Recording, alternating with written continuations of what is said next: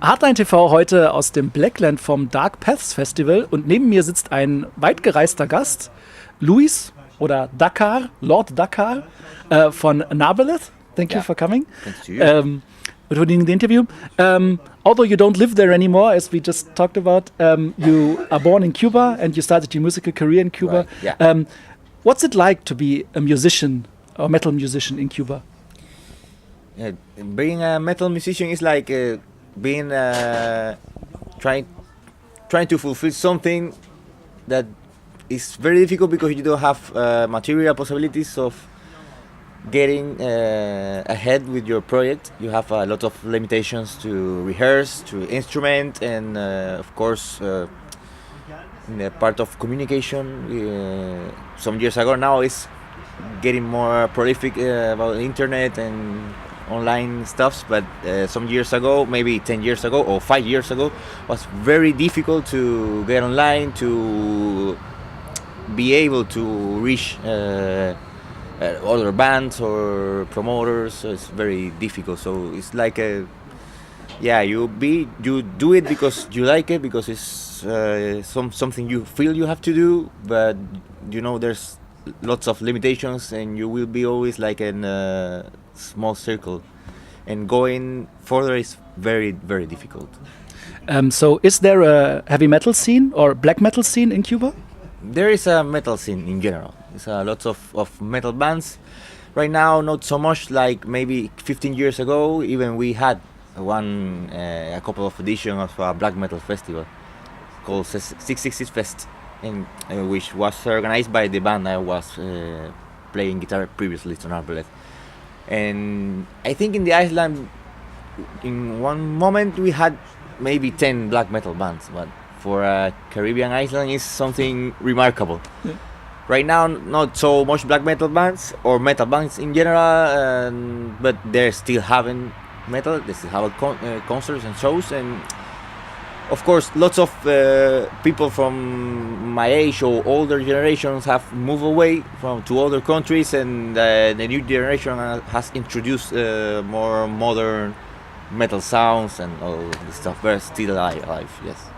You just said that it was kind of difficult to get to the music, to get to hear the music a few years ago. You play a certain style of heavy metal. You play Scandinavian black metal. Yeah. That's pretty unusual for a hot country like Cuba. Yes. And I guess it's really hard to get the music back then. How did you get the music? How did you get into Scandinavian black metal? By friends, as always. In that time, passing CDs with MP3 of bands, and like the time of the tapes, but with the digital era. And so one day I will never forget that, an MP3 had was Diabolical Full Moon Mysticism from Immortal and Under a Funeral Moon from Dark Thrones, and I was like, the fuck is this? And I wanted more. It's like black metal has something special in some fear that gets you inside, and you want more and more, and begin to investigate and trying to get a lot of new bands and growing up inside it. Yeah. Narbeleth is a one-man project. Narbeleth is just you. How did you manage to record all the albums, especially when you were in Cuba? Very, very simple equipment? Exactly, equipment. Just a computer, a guitar, and a bass. I began recording with digital drums, and all by myself. Black metal is a genre that does not require some extreme quality. It's more meant to be this demo feeling or necro feeling, if you want. So you can perfectly make it yourself with a little bit of knowledge. If you have some spark, you can make it. You got in touch with Folter Records from Berlin, from this town actually, and got a record deal with them. How did that happen for a band from Cuba, with a one-man project from Cuba? What I was always into the underground. I am from the guys who writes letters, make demo tapes, interchange, and I always looked for labels to send my music. It was working on it, sending music, getting never, sometimes no getting a reply, sometimes getting a no reply, and came the day that I got the yes from Folter Records. That was amazing for me. And then came by my first concert in Europe under the Blackland.